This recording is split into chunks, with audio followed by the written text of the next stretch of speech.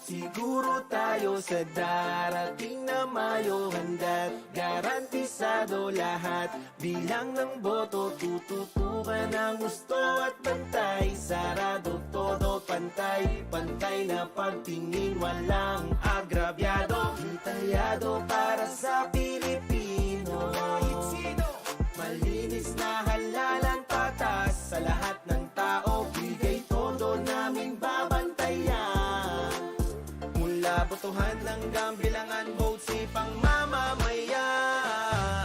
Alisin ang pangamba, nakasisiguro ka. Vote safe lahat tayo, vote safe siguradong paghahanda. Eleksyon ay idadaos ng ligtas at maayos. Bilang ng boto ng tao, asahan natin kompleto. Handa na lahat ng kailangan sa darating na botohan. Luzon, Visayas, Mindanao, vote safe, wag mag-aalangan. Handa namin paglingkuran lahat, bawat mamamayan. Makakaboto ng ligtas, bawat botante, sino man. Isipan natin mapayapa, tamang bilang makikita. Vote safe lahat tayo, vote safe siguradong paghahanda. Alisin ang pangamba, nakasisiguro ka. Vote safe lahat tayo, vote safe siguradong paghahanda. Eleksyon ay idadaos ng ligtas at maayos. Bilang ng boto ng tao, asahan natin kompleto.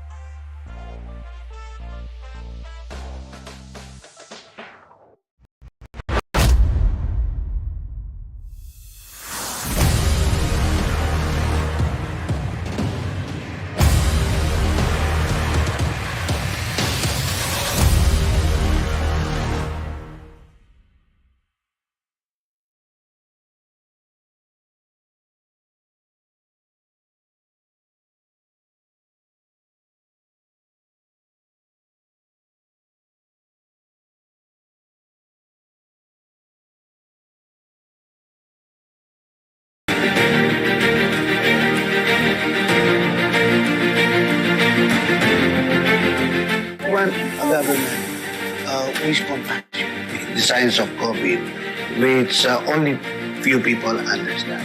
In that case, we have to address at the right time, at the right moment, at the right knowledge on COVID. Giniit ni Montemayor na isa ring doktor na tutol siya sa mandatory COVID-19 vaccination.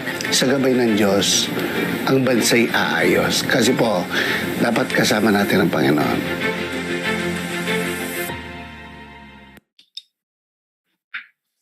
Magandang gabi po. Purihin ang Panginoon sa kanyang kabutihan. Dr. Attorney Joey Montemayor po, presidential candidate ng Democratic Party of the Philippines.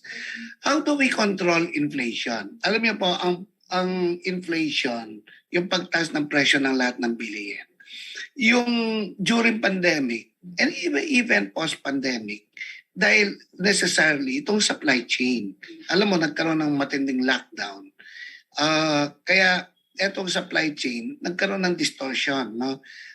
Kokonti ang produkto, kokonti ang pwedeng bilhin. So what will you expect? Skyrocketing of prices. Di ba? So bilang economist, maghanap tayo ng alternative. No? Not only logistics part, but also itong production. We have to mobilize, strengthen, and also stimulate production of a lot of goods. No? At saka yung mga international supply chain, leeches, dapat makontrol natin yan. O ano pa, maraming multifactorial yung inflation. Oil prices, yung pagtaas ng presyo ng langis, alam niyo po, it cause what? Domino effect sa lahat ng bilihin. Pag tumaas ang presyo ng langis, siyempre tataas yung manufacturing cost, transportation cost, no? Tataas din yung mga bilihin. So, yung mga consumer price index natin, talagang yung yung impact niyan talagang lahat magtataasan. Okay? So, tingnan natin mabuti yan, ha? Lalong-lalo na itong tanggalin na natin yung lockdown. Lahat ng measures, yung mga checkpoint, i-ease natin. At saka yung paggaan natin, yung lalo natin i-implement yung ease of doing business. No? Para wala ng glitches sa supply chains. Yun ang naging problema sa ating inflation. Okay? So paano man natin matataas ang wages ng mga workers, no? So pag umandar na, no, umandar na ang ating ekonomiya, wala nang lockdown, wala nang masyadong test pa, no? Para umikot ang ekonomiya at tataas ang ating GDP, ang ating productivity, ang ating growth, no? At mag-infuse tayo ng credit sa ating mga business para sa ganon, umandar ang trabaho, dadami ang trabaho, and necessarily tataas din ang wages, no? Of course, yung discussion ng tripartite agreement, ano? Yung workers, employers, and the government, no? Importante po 'yan, ha? Kasi pag-uusapan ang pagtaas ng national agreement on wages, interregion or nationalization. Okay? So tingnan din kung ano klaseng trabaho ang meron. Okay? We have to stabilize first the economy, ha? Remove lockdown, remove all restrictions. Pangalawa, ibigyan natin ng incentives at saka loans, soft loans, discount windows, ang mga MSMEs, micro, small, and medium enterprises. Okay? So, increase natin yung economic activity, increase natin yung productivity at saka growth ng mga industries at saka as a whole, ang GDP ng ating bansa. Necessarily, kung marami na tayong production, marami tayong pera,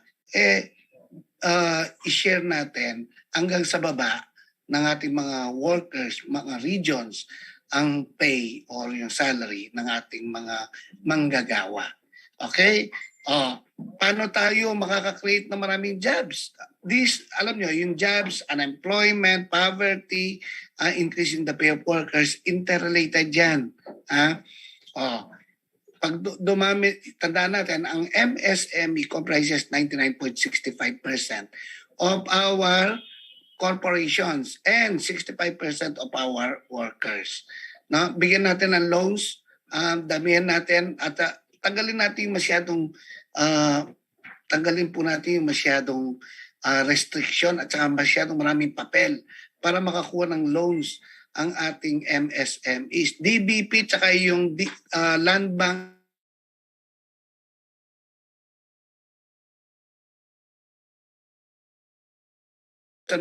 ang mabigyan ng kaperahan at saka loans ang ating mga MSMEs.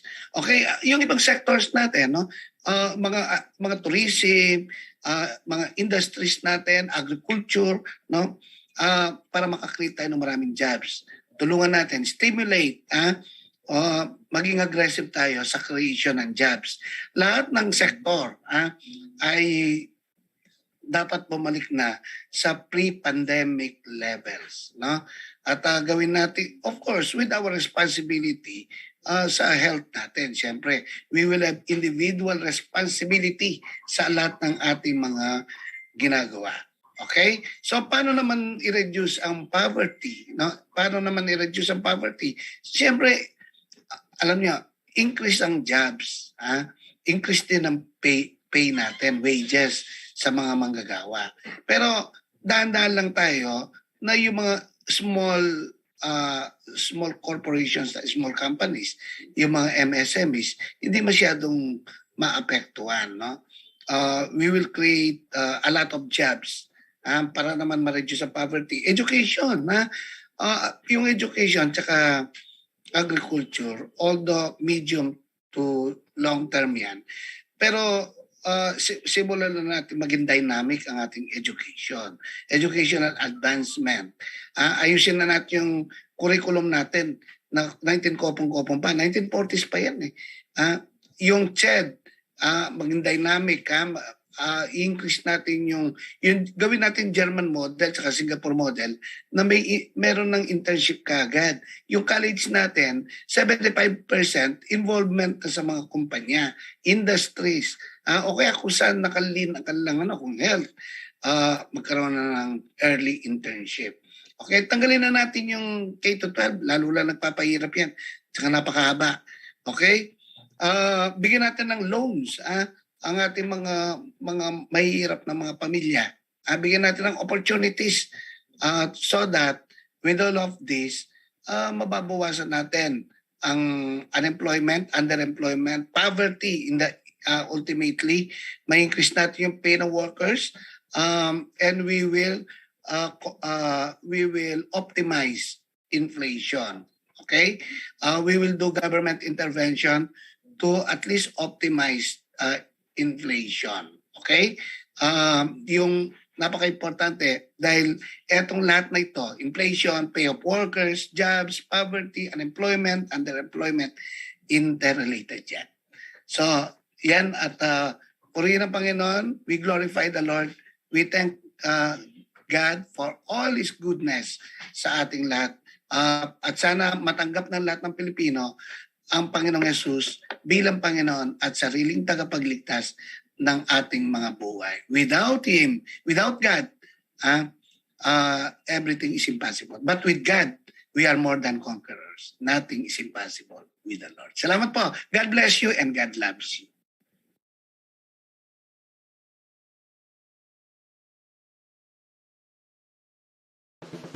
Malapit na ang halalan. Kumpleto na ba ang iyong listahan? Ito na ang pagkakataon upang ipadinig ang iyong tinig. Madali lang naman bumoto. Sundin lang ang 8 hakbang na ito.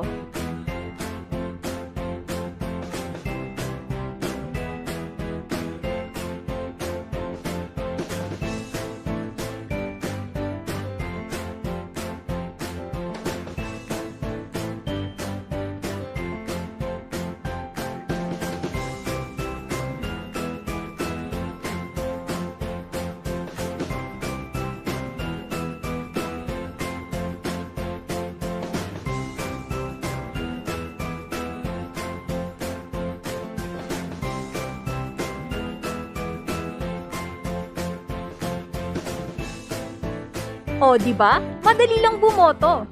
Mahalaga ang iyong boto para sa nais mong pagbabago. Para sa ligtas na pagboto, sundin lagi ang health and safety protocols.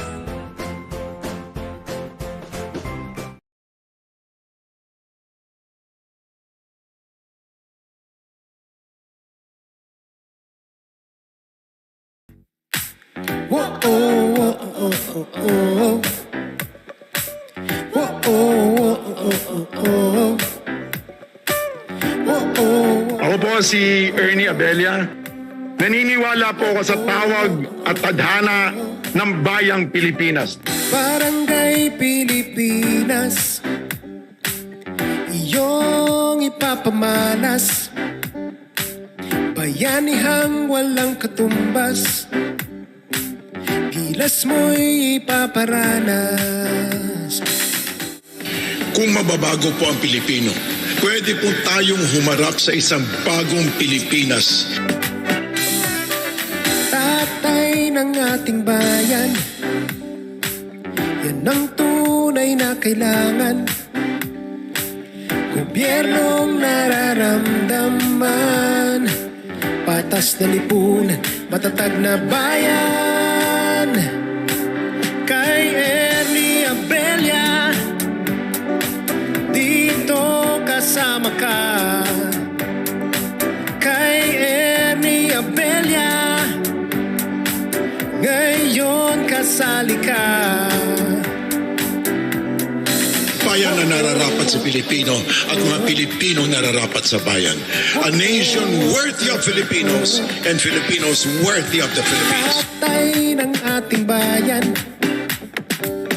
Yan ang tunay na kailangan. Gobyernong nararamdaman, patas na lipunan, matatag na bayan. Kay Ernie Abella, ako kasama na. Kay Ernie Abella, ikaw kasali ka.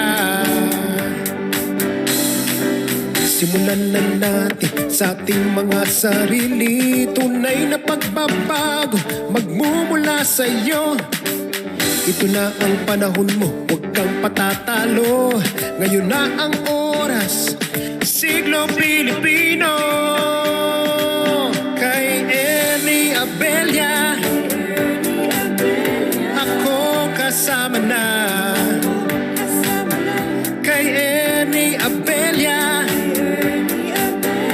ikaw kasali ka. Kay Ernie Abella, tayo'y kasama na.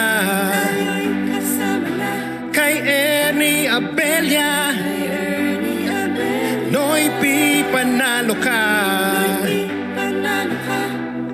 100-year rise of the Philippines, isang siglo Pilipino na kung saan ang mabayan at ang mamamayan ay makatarungan, mapayapa at masaya.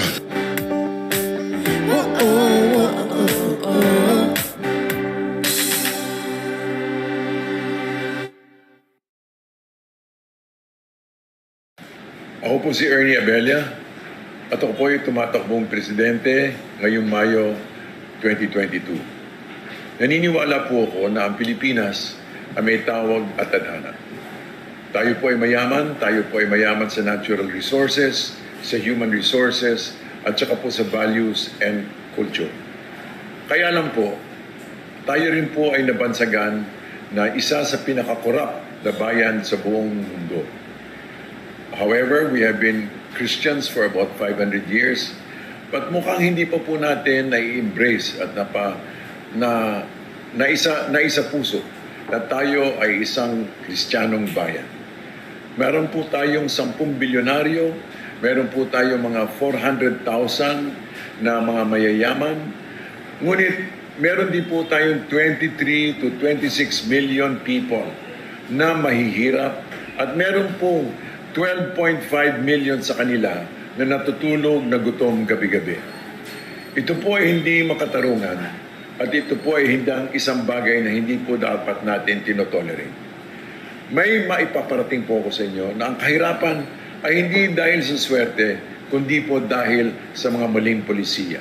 At pwede po natin itong gawan ng paraan na kung saan pwede po mabago ang ating kalagayan. Pwede po na ang Pilipinas ay maging isang makatarungan, mapayapa, at isang masayang bayan. O paano po?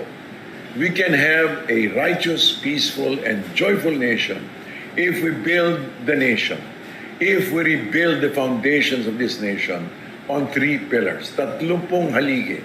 Unang-una, dapat po patas ang ating bayan. Ano po ibig sabihin na patas ang bayan? Ibig po sabihin na ang lahat ay may oportunidad at ang lahat din po ay may kapasidad na makilahok sa pamamahala ng ating bayan. Ang ating pong bayan ay pinapatakbo usually po ng gobyerno at ng malalaking negosyante po. So, pag yan po ang nangyari, ang pwede pong mangyari kasi dyan ay magiging pabor sa mayayaman ang pagpapatakbo ng ating bayan. Kailangan pong balansihin natin ang ating pamamahala. In which case, dapat po lumahok at sumali ang ating tawag nitong civil society. Ano po ba ang civil society? Ang civil society po ay ito yung mga ordinaryong mga mamamayan na katulad na po ng mga nanay, mga tatay, mga estudyante, mga pastor, mga madre, kung saan po meron po silang bigatin. They have a burden for the nation and they want the nation to change. Meron din pong puwang sa ating local government code na kung saan meron po dinidemand po ng batas na dapat ang participation ay 25% from the local community. Ano po ang gagawin nila? ito po mga taong ito. Ang gagawin po nila ay to oversee law enforcement, to oversee bids and awards, to oversee yung ating health, yung ating education, para makita po na talagang ang ginagawa ng local government ay talagang akma para sa pangailangan at para po sa kabutihan ng ating bayan. Ang ating pong prinsipyo dyan ay tinatawag na subsidiarity. Ibig po sabihin na mga solusyon po sa mga lokal na problema ay manggagaling din po sa mga lokal na mga tao. In other words, local problems, local solutions. Ang makakapagsolusyon po niyan, lalo na po sa tinatawag nating graft and corruption, ay ang ating tinatawag na civil society or ordinaryong mamamayan. Pag nangyari po ito, ay masosolve po natin, mariresolve po natin ang karamihan ng ating problema, in which case ito po ay corruption related. Pangalawa po, ang pangalawang solusyon sa ating bayan ay ekonomiya. Dapat matugunan ang ekonomiya at paano po mangyayari yan, dapat meron po tayong gobyernong nararamdaman. Ang ating pong, nabanggit ko po kanina na meron po tayong mga 23 to 26 million people, na 23 to 26 million na katao, na kung saan sila ay mahihirap, kumbaga they're below poverty level, at meron din po na 12.5 million people na natutulog gabi-gabi na gutom. Kung pwede po matutugunan natin yan, paano po? By making our agricultural industry into a mega industry. Gagawin po natin siya, paigtingin po natin siya, palakasin po natin siya. At kung saan po ay makapag-raise up po tayo ng jobs and employment, ma-increase po natin ang revenue ng rural income, ma-address din po natin ating agricultural industry at ma-develop din po natin ang isang lokal na industriya. Kasi po nawawala na po ang ating agrikultura at iba po mga industriya. Ano po mga ibang industriya pwede pong ang nakadikit po, nakaakibat sa ating agricultural industry? Ang isa po talaga na akibat dyan ay yung digital industry. Paigtingin din po natin ang digital industry. Ano po yung digital industry? Ito po yung tinatawag nilang Fourth Industrial Revolution na kung saan ang mga kaalaman ng mundo ay nakukonekta, is available to everybody, ang mga datos ay available to everybody, and they can create new things, new technologies, new innovations. Kaya po gusto natin i-dedicate ito, hindi lang po sa agrikultura, kundi po sa hindi lang po sa land-based na mga agriculture, kundi rin po para sa maritime fisheries, ididikit din po natin sa arts and entertainment, ididikit din po natin siya sa security, ididikit din po natin siya sa research and development ng mga universidad. At para po matugunan at mabigyan pansin po ang lahat ng mga bagay, mga aspeto ng agrikultura. Isa pa po ay dapat matulungan din natin ang agriculture industry by making sure that the farmers get their fair share of the farm price, of the product price. Na wala po masayang, wala po matapon, at ang gagawin din po natin dyan ay we will also provide them. Ipoprovide din po natin sila ng mga pangangailangan nila. Magtatayo po tayo ng agricultural community center o community agricultural center sa kung saan meron po sila mga post-harvest facilities, mga drying facilities, o kaya during the farm, pagtatanim, meron po silang mga plows, meron din po silang mga traktora, meron din po silang mga truck na kung saan pwede po nilang i-transport ang kanilang mga produkto.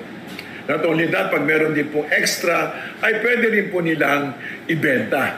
They can actually they can can it, or they can bottle it, or they can make products na pwede po natin ibenta locally or abroad.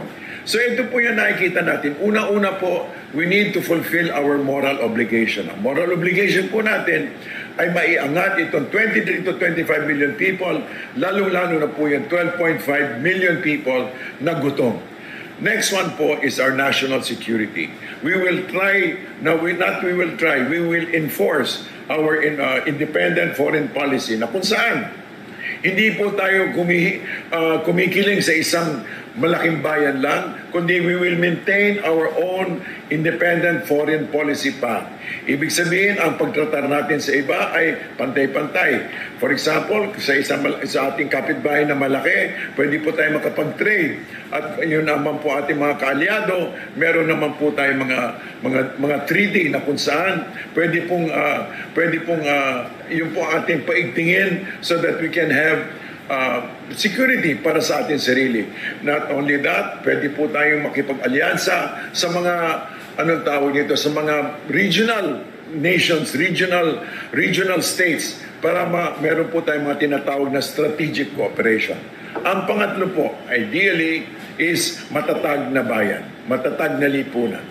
What does it mean? It means to say na resilient po ang bayan natin. Resilient po, may nangyari man, may sakuna, may pandemya, may pangailangan, kung ano-ano mga pangailangan, ay laging para po tayong kawayan at tatayo uli. Now, how do we make the nation resilient? At the end of the day po, ang pinakasolusyon po ng isang bayan na matatag ay tao. Ang problema tao, ang solusyon tao rin. Now, what does it mean? It means to say that we need to raise up a young generation, a next generation, who have a confident national identity. Kilala nila kung sino sila at alam nila kung saan sila patutungo, alam nila responsibilidad nila. Meron po tayong plano to set up a National Volunteer Corps. Ito po National Volunteer Corps na iyan ay ang mga composed. Atin po hahamunin ang mga kabataan between ages 18 to 35 na magbigay po ng mga at least 1 or 2 years na kanilang buhay, ng kanilang adult life para sa pagsilbi ng bayan. Meaning to say, they can become tutors, they can become teachers, they can become civil workers, they can become, at least for 2 years, they will be able to help our young people and our small communities.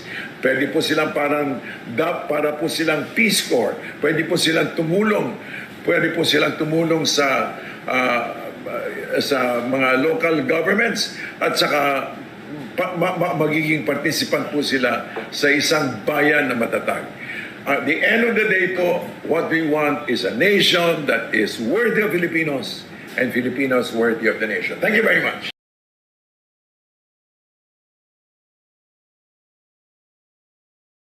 Gustong malaman itong pag-vote counting machine sa darating na halalan?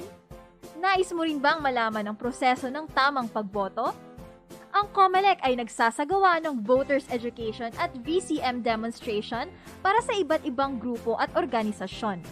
Maaaring ipadala ang inyong request sa VCM demo at votesafe.ph. 5 araw bago ang nakatakdang aktibidad.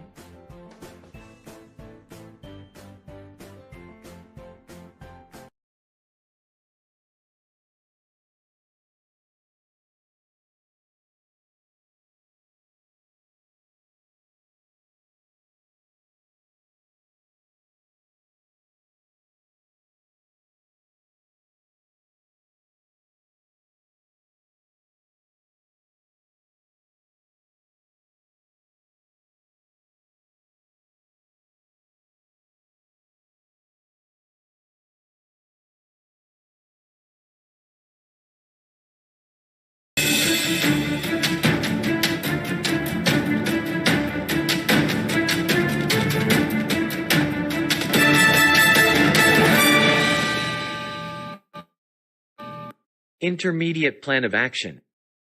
1. Undertake the change management process pursuant to the approved and ratified federal constitution.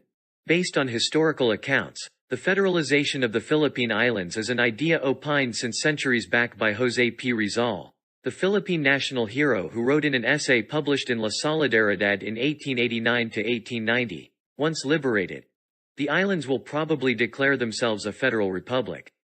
This idea has been presented, proffered and proposed by individuals and groups alike under different administrations, hence though has yet to prosper. It is feasible for a new constitution to be in place, but whether or not the country has transitioned into federalism is a different story. As far as unintended consequences are concerned, it might be difficult to determine. The details of the reforms need to be presented first. What is involved in implementing new federal constitutional arrangements? Implementation is the final phase of constitution building in which new constitutional arrangements, including federalism, are put into effect. Implementation is critical. Without it, a constitution is only an agreement in principle, however well designed and inclusive the process by which it was made. It may be helpful to think of constitutional implementation as having 3 dimensions: technical implementation, interpretation and cultural change. Implementation is critical for effective constitution building, including transition to federalism or any other significant form of devolution.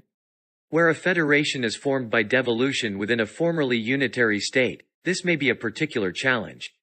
In some cases, sub-national units need to be created from scratch, although in others, existing local divisions may be able to be adapted for the purpose. Administrative departments need to be established, or transferred from the center, or both. Officers in departments that once operated in the national capital now need to move to regional centers elsewhere in the country. Arrangements for the receipt and expenditure of public monies need to be made, in the interests of accountability. All of these steps are necessary, but not sufficient. Sub-national institutions need to work to deliver responsive government to the people in the area, who in turn need to hold them to account. This democratic relationship between people and public institutions is key to the success of a move to a federal constitutional system. Questions about the distribution of power and resources should be resolved in or through the Constitution as well. There can be some flexibility in these arrangements to adjust power and resources through agreement in the future, but the essentials need to be put in place by the Constitution itself and not left to the implementation phase. Transition to a new system. All constitutions make some provision for transition, to bridge the gap between the old and the new, often over a prescribed period. In some cases, an interim constitution assists with the process of transition as well. In a move to a new federal constitution, a period of transition is important. Power, resources and, perhaps, infrastructure need to be transferred from one level of government to another. Institutions may need to be established and elections held. Provision needs to be made to ensure that existing laws continue, even after authority for making and changing them is transferred to another level of government. This will all take time and trust between the levels of government that the transition will not be unduly delayed. Different options for structuring a transition to federalism include the following. Engage in sub-national capacity building before the Constitution comes into effect, as far as possible, so that power can be transferred quickly once the final Constitution comes into effect.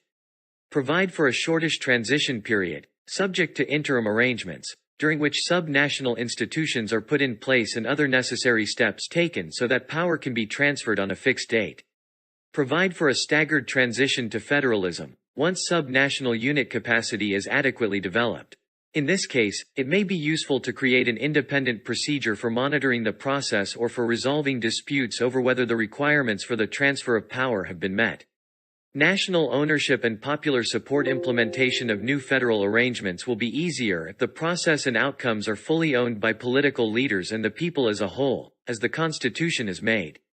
National ownership in this sense means that the requirements of the new Constitution are widely understood and that there is commitment to it, by political actors and the people to whom they will be accountable, at both levels of government. How this is achieved will vary between different federations. On any view, however, in a federal context, national ownership requires involvement and commitment by political leaders and people in the regions that will become federated units as well as at the center, and in the capital city. Ultimately, support for a change to a federal form of government needs to come from the people, who hold government to account at both levels, to make federal democracy a reality.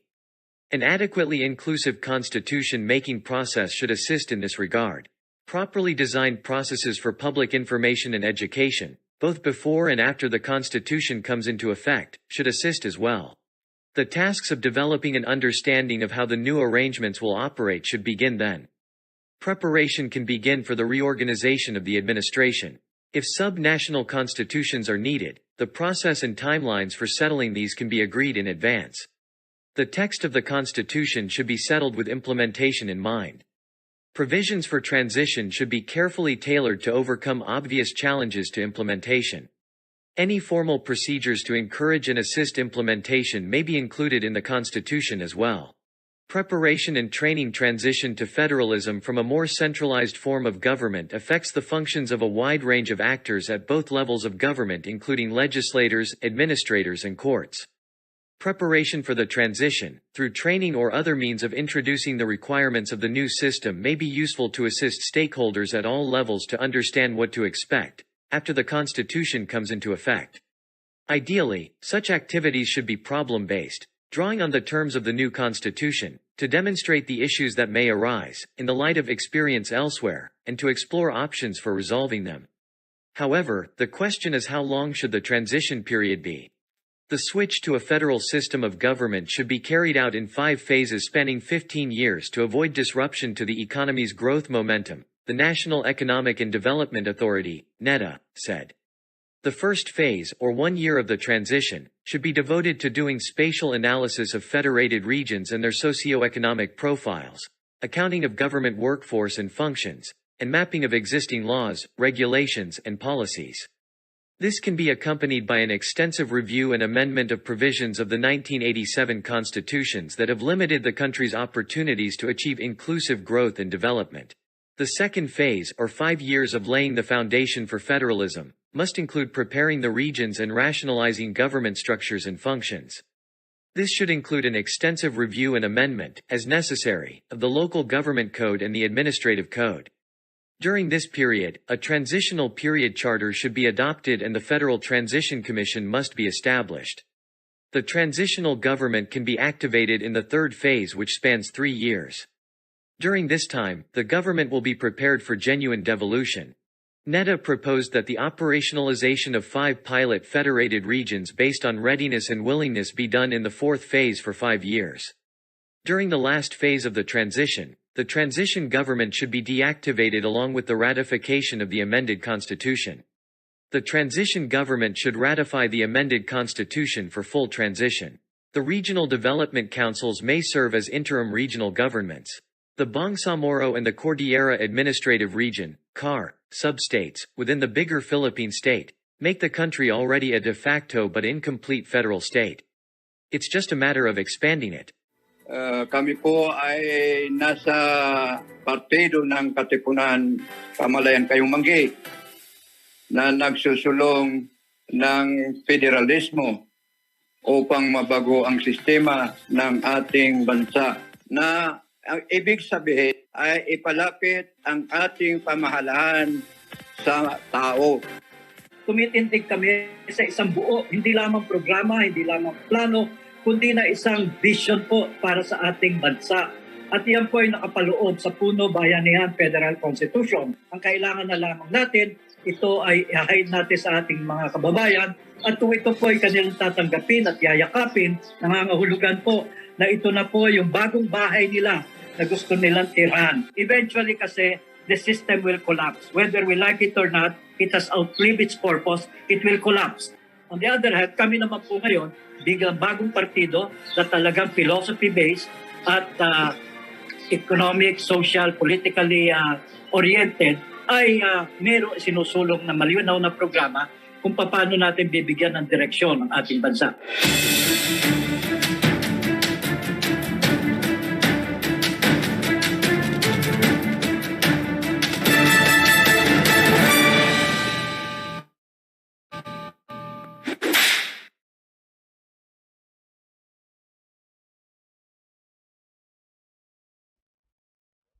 Paano nga ba bumoto gamit ang vote counting machine o VCM? Pagkatapos mapatunayan ng Electoral Board ang iyong pagkakakilanlan, ay iaabot na sa iyo ang secrecy folder, marking pen, at ang iyong balota. Suriin mo ng maigi ang iyong balota. Siguraduhin na wala itong maraka, punit, o kahit na ano pa mang dumi. Fill upan ang iyong balota gamit ang marking pen. Itiman lamang ang bilog katapat ng iyong napiling kandidato sa bawat posisyon o party list. Tandaan, mahigpit na ipinagbabawal na kuhanan ng litrato ang iyong balota o di kaya ay mag-selfie sa voting area. Pagkatapos bumoto, ipasok ang balota sa vote counting machine o VCM. Lalagyan ng indelible ink ang iyong kanang hintuturo. Suriin ang iyong resibo at ilagay ito sa voter's receipt receptacle box. Ngayon, tapos ka ng bumoto. Para sa ligtas na pagboto, sundin lagi ang health and safety protocols.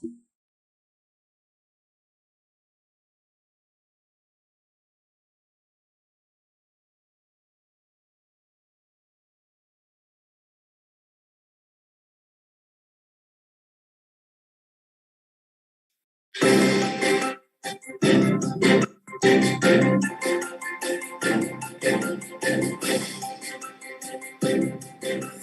campaign rally ng PDP Laban sa Lapu-Lapu, Cebu Province, muling pinakilala at in-endorse ng Pangulong Rodrigo Romo Duterte ang Magic 7 Senatorial candidates. Iyang commentator, political commentator ni si Ray Lange. Dili na ingon nga broadcaster. Sa kanyang program, nandiyan talaga unsay hiwi sa gobyerno. And mga kaigsunan ko, mga kapatid, ngayon ako'y tatakbo. The PDP Laban National Council and guest senatorial candidate.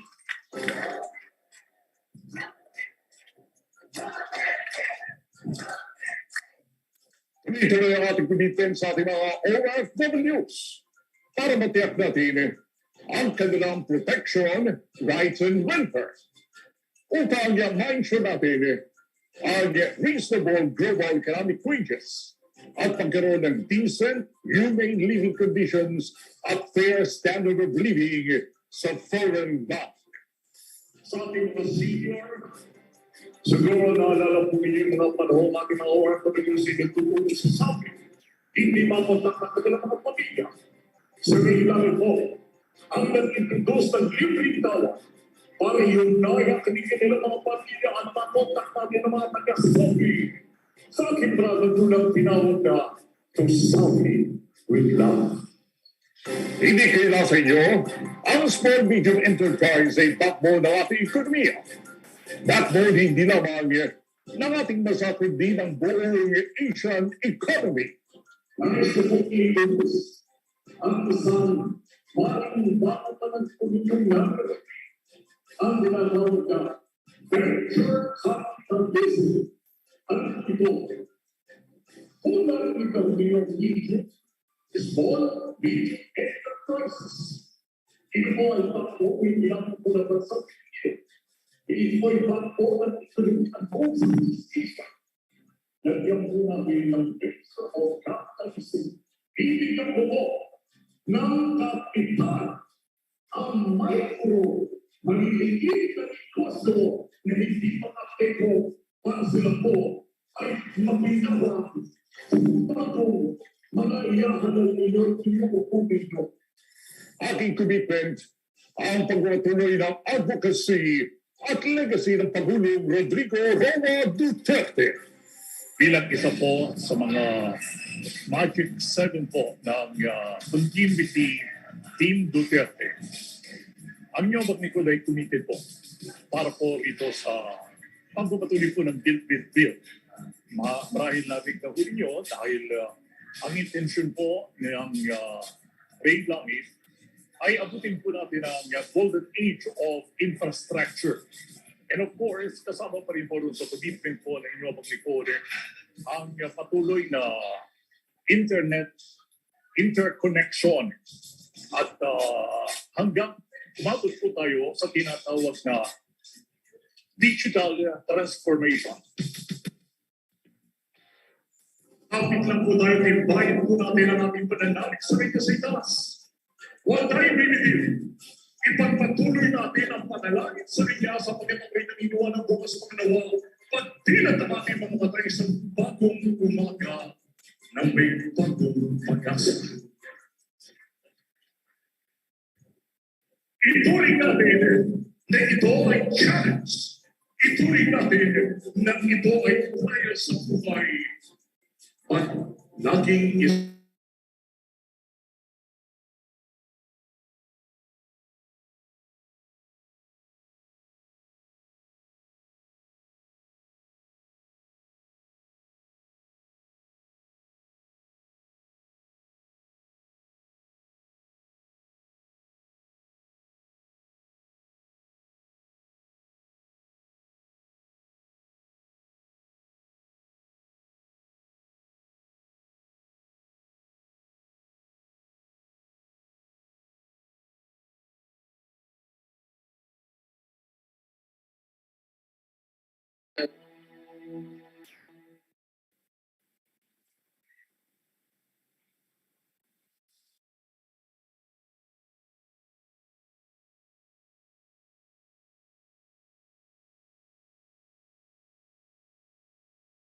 Gusto mo bang malaman ang wastong paggamit ng vote counting machine sa darating na halalan?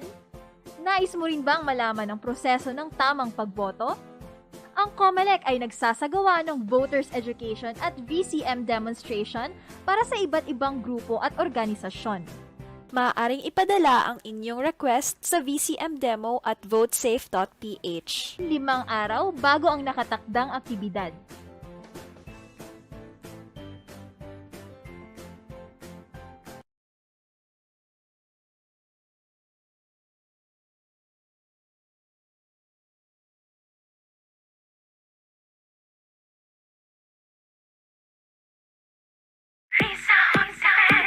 Let's say hi to healthy buhay.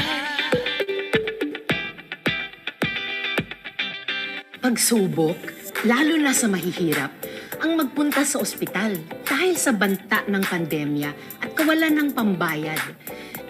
Kaya inihatid namin sa inyo ang free mobile clinics para puntahan ang may sakit at agad magbigay lunas. Sobrang thankful kami kasi parang screening na rin to sa mga ibang may chronic illnesses namin, yung mga hypertensive, diabetic, malaking help.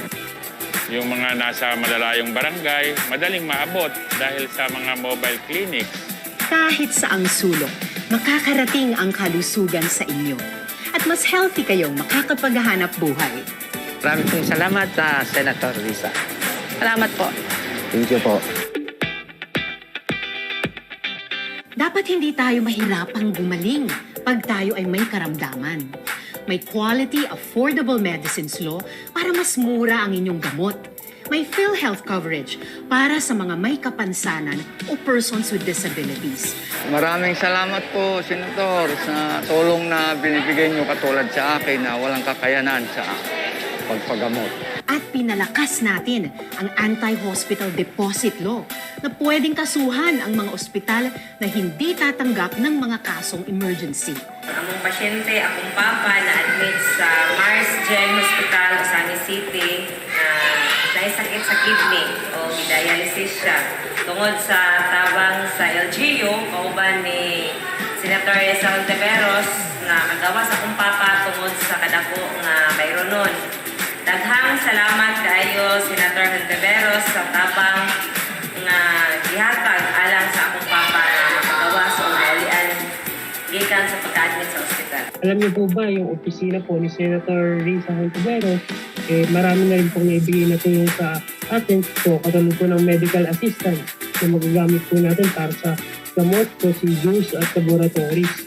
Kung tayo po ay nagsimulang nagkaroon ng pandemic, isa po siya sa mga nanawagan para mapatupad po ang special dialysis provision na 90 session at gagawing 144 session. Maraming salamat po. Ang sipag ng mga working nanays, trabaho ng trabaho. Dapat lang magpahinga sila para mas healthy sila at mga babies nila. Nagawa kong 105 days ang dating 60 days lang na paid maternity leave. Kaya pati bulsa, healthy din.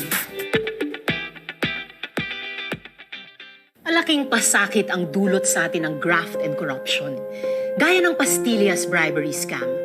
Mahigit sa 40 billion pesos ang nakuha ng mga kasali dito na nagdulot ng mga pang-aabuso hanggang sa illegal trafficking ng mga OFW. Ako si Karina, minor de edad. Noong August 9 ako nagsimula at kinuhanan ako ng picture sa pagkakaalam ko ay in-upload sa mga chat sa internet. Marami po akong nakilalang mga kababayan natin sa Syria, mga Pinay hindi nakagaya ko na naluloko at napasok sa Syria dahil sa mga sindikato ng mga immigration, mga agency. Damay ang kabuhayan ng mga Pilipino. Malalang sakit ito. Kanser ng lipunan. Huwag pakalatin. Patuloy kong lalabanan at lilinisin. Dapat walang bulok kahit saang sulok. Ma'am, magpapasalamat po ako sa ginawa niyo, sa tulong na binibigay niyo po. Sana hindi na po mangyari o matulad sa nangyari sa akin ang mga iba pang kababayan nating OFW sa Syria. Ipinaglalaban ko na bigyan ng proteksyon at benepisyo ang mga freelancers para may health benefits at bonuses. At sa mga nawala ng pagkakakitaan, dapat lang na may tuloy-tuloy na cash aid na pantawid diskarte. Fight tayo para dyan! Bilang isang rider ngayon sa pandemya, isa sa pinakamahirap namin ay yung diskriminasyon na patuloy na nararanasan. Mahirap alagaan ang sarili sa ganitong uri ng hanap buhay. Kung meron man po kaming hinahanap sa mga babatas, yun po ay ang pagbalangkas ng isang panukalang batas na siyang magbibigay ng proteksyon at seguridad sa aming mga naghahanap buhay sa kalsada. Malaking bagay po na malaanan po ng oras o ng panukalang batas ang aming mga hinaing bilang mga delivery apps rider. Maraming salamat po.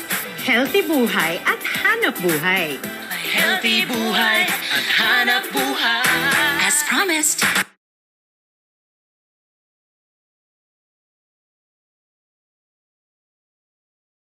Gusto mo bang malaman ang wastong paggamit ng vote counting machine sa darating na halalan? Nais mo rin bang malaman ang proseso ng tamang pagboto? Ang COMELEC ay nagsasagawa ng voters education at VCM demonstration para sa iba't ibang grupo at organisasyon. Maaaring ipadala ang inyong request sa VCM demo at votesafe.ph. 5 araw bago ang nakatakdang aktibidad.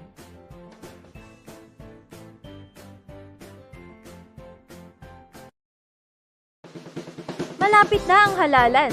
Kumpleto na ba ang iyong listahan? Ito na ang pagkakataon upang ipadinig ang iyong tinig. Madali lang naman bumoto. Sundin lang ang 8 hakbang na ito.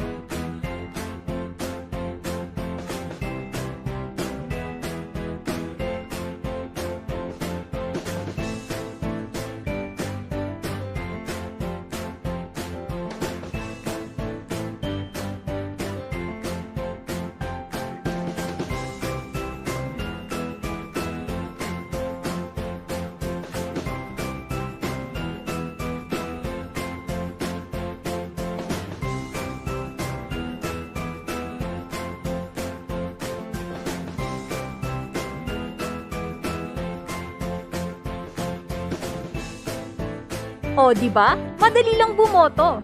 Mahalaga ang iyong boto para sa nais mong pagbabago.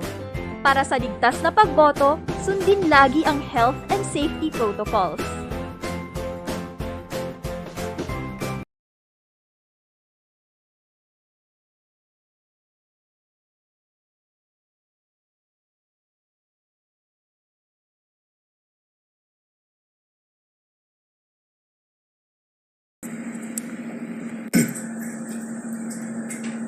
Ako'y masaya ngayon sapagkat parang bumubunga na ang aking mga paghihirap lalo sa kampanya. Pero kung mas sumisigla ako sa ganun. Bakit ito nasabi? Di ba ang sinabi ko, stop smuggling, buy Filipino, help the local industry, support the farmers? Yun ngayon ang lumalabas.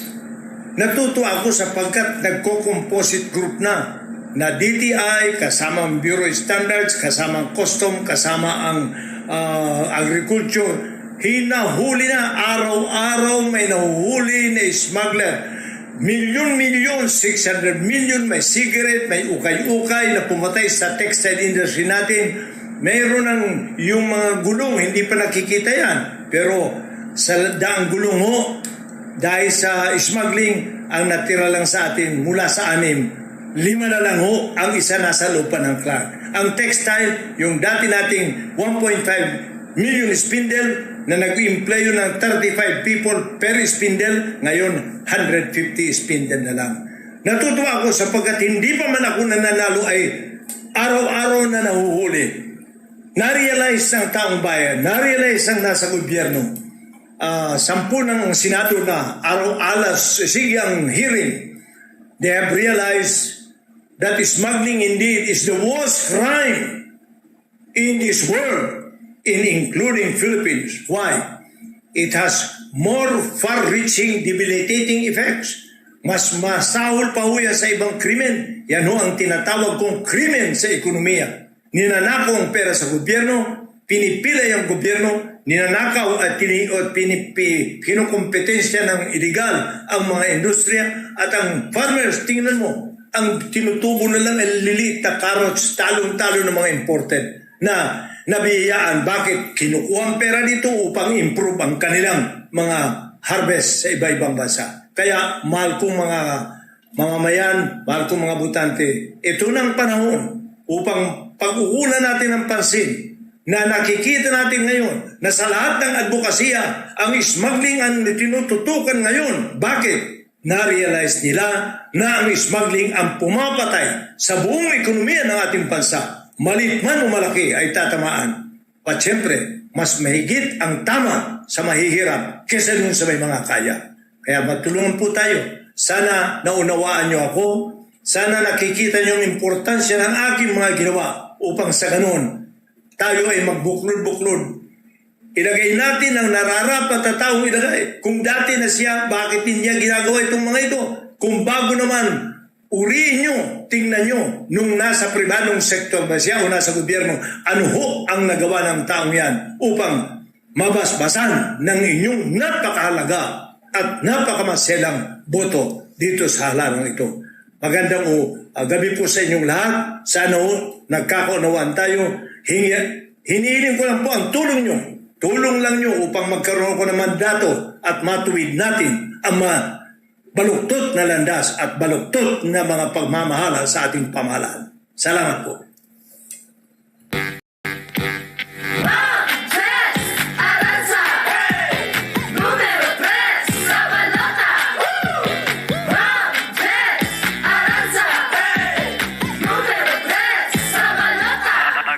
Magmula pa noon, magpahanggang ngayon, problema sa smuggling ay di napansin.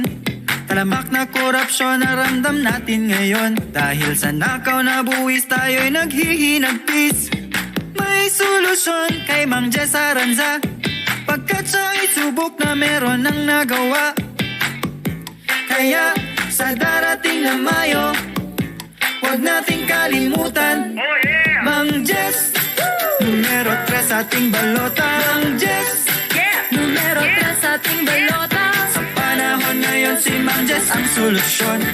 Ipasok sa Senado ngayong eleksyon. Mang Jess, numero 3 sa ating balota. Mang Jess, numero 3 sa ating balota. Sa panahon ngayon si Mang Jess ang solusyon. Ipasok sa Senado ngayong eleksyon. Mula pa noon, magpahanggang ngayon, problema sa smuggling ay di napansin. Talamak na korupsyon na ramdam natin ngayon. Dahil sa nakaw na buwis tayo'y naghihinagpis.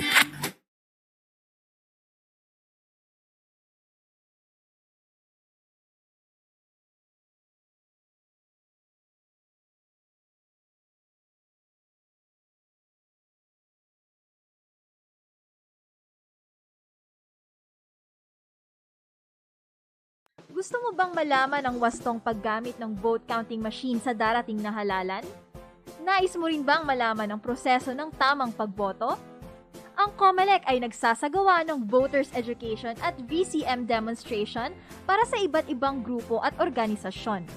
Maaaring ipadala ang inyong request sa VCM demo at votesafe.ph. 5 araw bago ang nakatakdang aktibidad.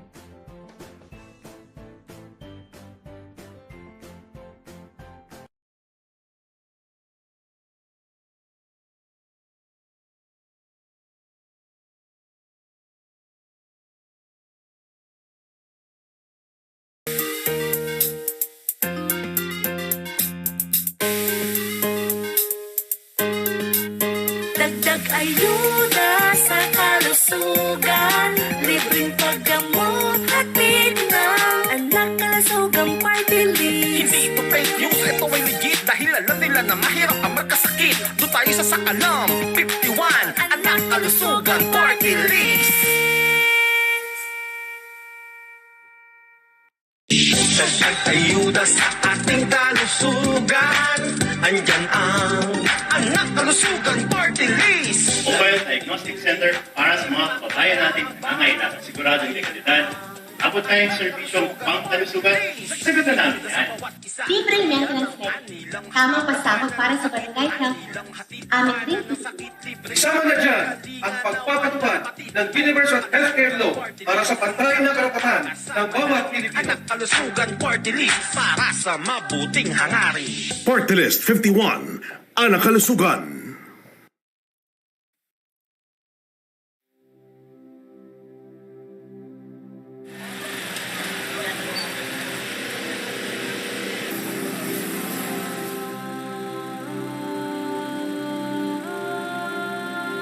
Ang sakit walang pinipili.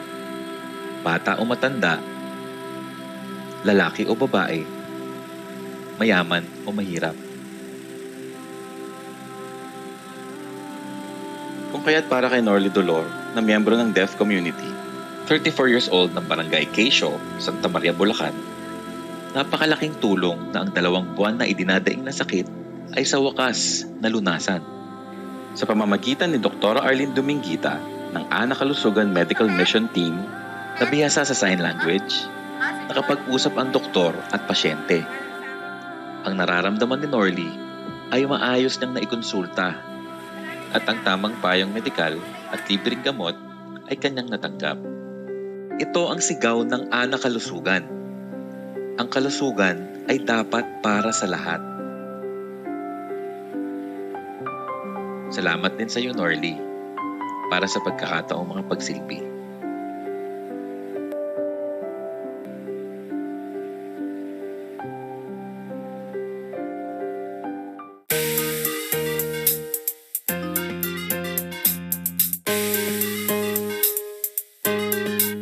Dagdag ayuda sa kalusugan, libreng paggamot, hatid ng Anak Kalusugan Party List. Hindi ito fake news, ito ay legit dahil alam nila na mahirap ang magkasakit. Doon tayo sa Sakalam 51, Anak Kalusugan Party List.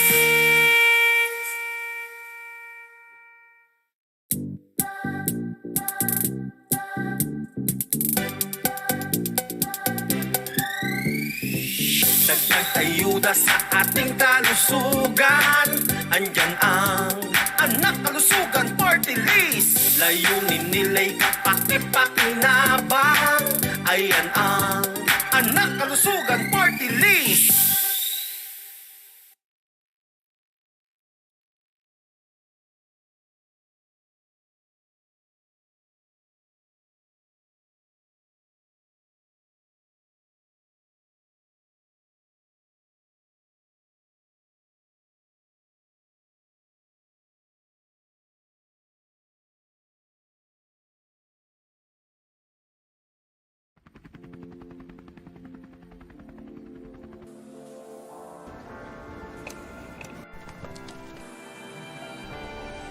Botohang sigurado na walang dayaan.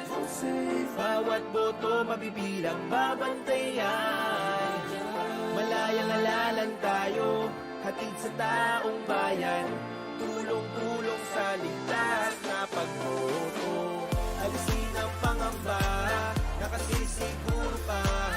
Vote safe lahat tayo, vote safe siguradong paganda. Eleksyon ay idadaos ng ligtas at maayos. Bilang ng boto ng tao, asahan nating kumpleto. Siguro tayo sa darating na Mayo, handa't garantisado lahat. Bilang ng boto, tututukan ang gusto at bantay. Sarado todo pantay, pantay na pagtingin, walang agrabyado. Detayado para sa Pilipino.